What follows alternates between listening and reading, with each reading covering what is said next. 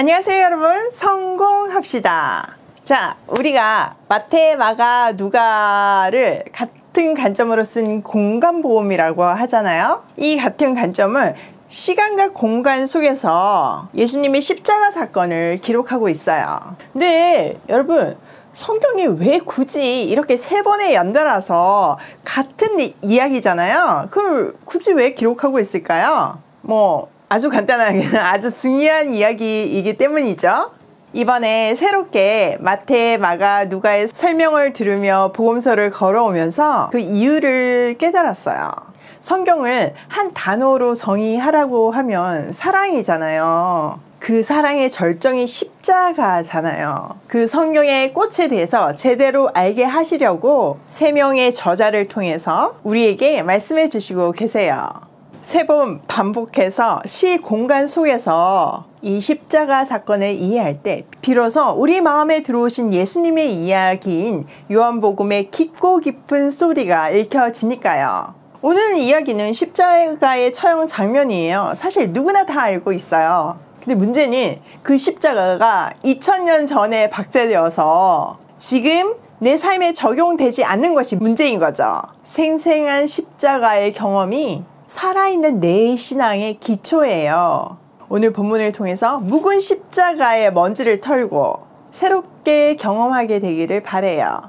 자, 앞에 우리가 공부한 마가복음에서는 예수님께서 매를 맞으시고 조롱당하는 것에 포커스를 뒀다면 누가는 처형 장소로 끌려가는 장면에 포커스를 두고 있어요. 그래서 길에서 구레네 사람도 등장하고 탄식하는 여인들도 스케치되어 있죠. 새롭게 열릴 말씀을 기대하면서 본문 안으로 한번 들어가 볼게요. 26절. 그들이 예수를 끌고 갈 때 시몬이라는 구레네 사람이 시골에서 오는 것을 붙들어 그들에게 십자가를 지워 예수를 따르게 하더라. 자, 그들이 예수를 끌고 가는데 여기서 그들은 로마 군인뿐만 아니라 종교 지도자들도 휘죽거리며 가고 있다는 것을 볼 수 있죠. 가는 길에 구레네 사람을 붙들어서 대신 십자가를 지고 가게 해요. 자, 당시의 십자가는요, 처형 장소에 이 세로 막대기는 세워져 있고요. 제수가 가로 막대기를 이렇게 지고 그까지 가는 거거든요. 근데 예수님께서 지금 밤새 신문을 당하시고 고문을 당하셨잖아요.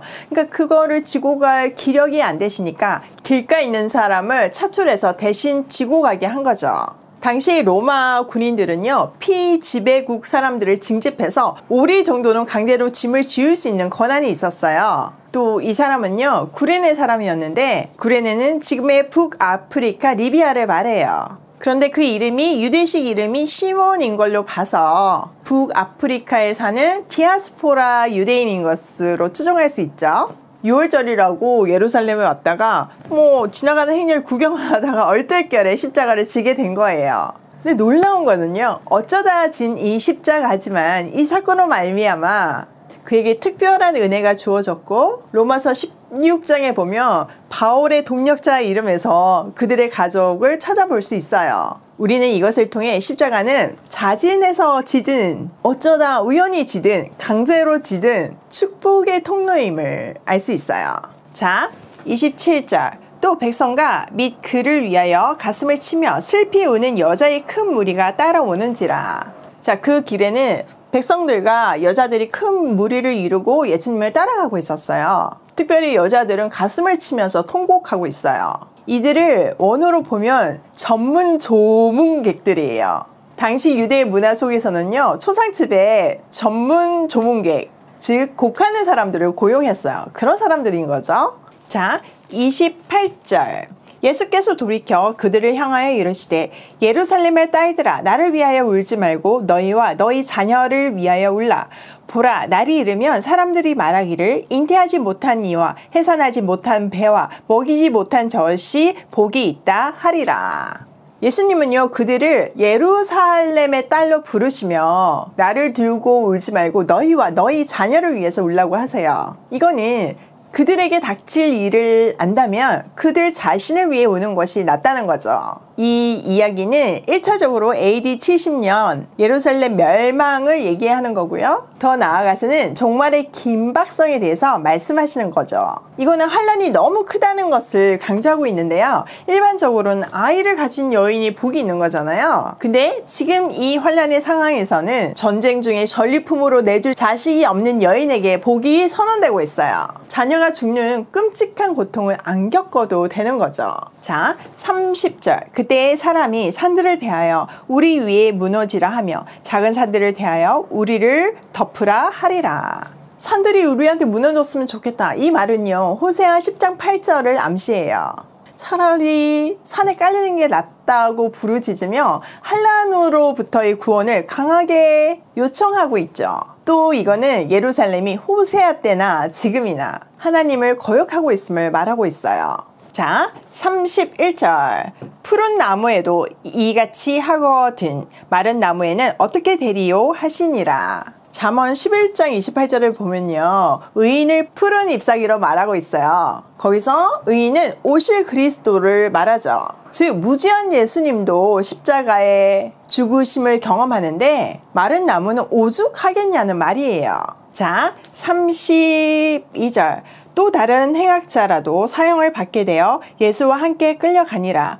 해골이라 하는 곳에 이르러 거기서 예수를 십자가에 못 박고 두 행악자도 그렇게 하니 하나는 우편에 하나는 좌편에 있더라. 두 행악자도 처형장으로 함께 끌려갔어요. 그곳은 해골이라는 곳으로요. 해골 형태의 지형의 장소였어요. 예수님을 중앙에 두고 두 제수는 오른편 왼편에 매달은 거죠. 자, 34절. 이에 예수께서 이르시되 아버지 저들을 사하여 주옵소서 자기들이 하는 것을 알지 못함이니이다 하시더라. 그들이 그의 옷을 나눠 제비 뽑을세. 이 장면은요, 이사야와 시편의 성취예요. 예수님은 이 십자가에 달린 상황 속에서도 그들의 용서를 구하고 계세요. 자, 35절. 백성은 서서 구경하는데 관리들은 비웃어 이르되 저가 남을 구원하였으니 만일 하나님이 택하신 자 그리스도이면 자신도 구원할지어다 하고 군인들도 희롱하면서 나와 신 포도주를 주며 이르되 내가 만일 유대인의 왕이면 내가 너를 구원하라 하더라. 백성들은 구경하고 있고 지도자들은 비웃고 로마 군인들은 조롱했어요. 지도자들은요, 네가 진짜 메시아면, 네가 진짜 그리스도면 너나 구원해봐 이렇게 비아냥거렸고요. 군인들은요, 조롱 차원에서 값싼 포도주, 신포도주를 들이대며 네가 유대인의 왕이면 너나 구원해봐 이렇게 조롱했어요. 38절. 그의 위에 이는 유대인의 왕이라 쓴패가 있더라. 예수님의 머리 위에 제패가 붙어 있는데 이는 유대인의 왕이다 라고 쓰여 있었어요. 여러분, 유대인의 왕이라는 거는요, 궁극적으로 하나님이라는 뜻이에요. 세상의 조롱과 판결로 유대인의 왕이라 쓴 거지만 사실 그것을 통해서 이분이 하나님이시다 라는 것을 온 세상에 공표하고 있는 거예요. 세상에 아무리 공격하고 핍박해도 조롱해도 억지의 판결을 내린다고 해도 하나님의 나라는 하나님의 완벽한 계획대로 도도히 흘러간다는 것을 보여주는 대목이에요.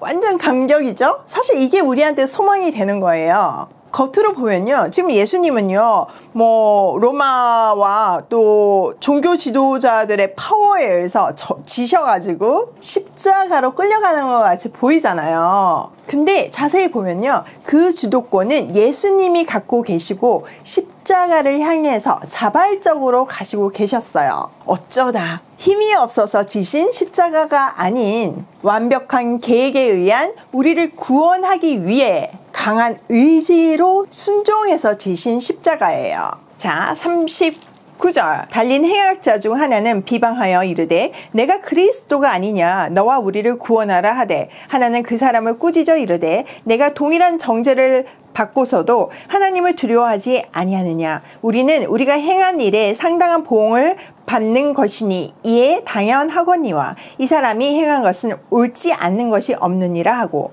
이르되 예수여 당신의 나라가 임하실 때에 나를 기억하소서 하니 예수께서 이르시되 내가 진실로 내게 이르노니 오늘 네가 나와 함께 나그네에 있으리라 하시니라. 자, 함께 달린 제수 중에 하나가요, 예수님을 모독해요. 네가 진짜 그리스도면 우리 구원해봐, 이렇게 조롱하죠.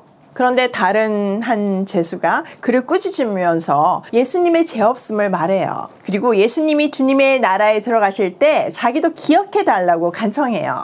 이에 예수님께서는 네가 오늘 나와 함께 낙원에 있을 것이라고 하시며 구원을 확증해 주세요. 이 장면에서 많은 사람들이 나도 죽기 전에 하나님 믿으면 좋겠다 이렇게 얘기하지만요, 그건 너무 불쌍한 이야기예요. 사실 우리가 이 땅에서 누리는 구원의 감격이, 구원의 복이 너무나 크잖아요. 세상에 이렇게 짧게밖에 못 누리고 죽었으니까 불쌍한 거죠. 자, 이렇게 십자가에서 생명과 죽음이 분명하며 심판과 구원이 분명해요. 예수가 그리스도임을 시인하고 믿으면 사망의 자리에 있다가도 생명으로 옮겨지며 구원을 받아요. 우리도 이 십자가 앞에 초대를 받았어요. 이미 입으로 시인함으로 구원을 받았지만 그 십자가 사건이 매일 새롭게 내게 다가올 때 우리의 삶은 감격으로 이어질 수 있어요. 제발 십자가를 방부제 가득 넣어서 박제해 놓지 마세요. 십자가의 감격과 능력을 매일 새롭게 경험할 때 우리 신앙도 살아있는 신앙이 되는 거예요. 믿으려고 용을 써서 믿는 것이 아니라 그냥 그 감격이, 구원의 감격이 나를 뚫고 나오는 거예요. 저 같은 경우에 제품을 만들고 또 제품을 소개하는 역할을 하고 있어요.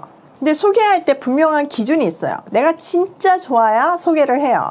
제가 진짜 좋으면 연기할 필요가 없잖아요. 저는 연기자도 아닌데 뭐 이거 돈 벌기 위해서 연기를 한다면 너무 슬플 것 같아요. 근데 진짜 좋으면 그 감동이 전해지더라고요. 또 좋은 제품을 나도 써서 좋지만 나누는 거니까, 사실 여러분 맛있는 거 먹으면 혼자 안 먹고 싶고 같이 나눠 먹고 싶잖아요. 사실 그 마음이거든요. 그래서 알려주고 맛있다고 하시면 너무 보람 있고 행복하거든요. 복음도 마찬가지예요. 십자가가 우리한테 감격이어야 그 진심과 기쁨이 감격으로 전해지는 거예요. 그게 내 삶의 실제여야지만 안전하고 못되기는 거예요. 그건 정도의 능력하고도 상관없고요, 성격하고도 상관없어요. 하나님은 우리를 통해서 복음을 전하는 방식을 정하셨어요. 그래서 바울도 전도에 미련한 것이라고 표현하잖아요. 생각해보면 어눌한 내 말로, 부족한 나로 하나님이 전해진다는 것 자체가 기적이에요. 그런데 하나님은 그 방법을 쓰신다는 거죠. 내가 경험한 생생한 감격이 나를 통해서 전달이 되면 그게 전도예요. 오늘도 내가 경험한 십자가의 능력과 감동을 전하며 고고싱해요.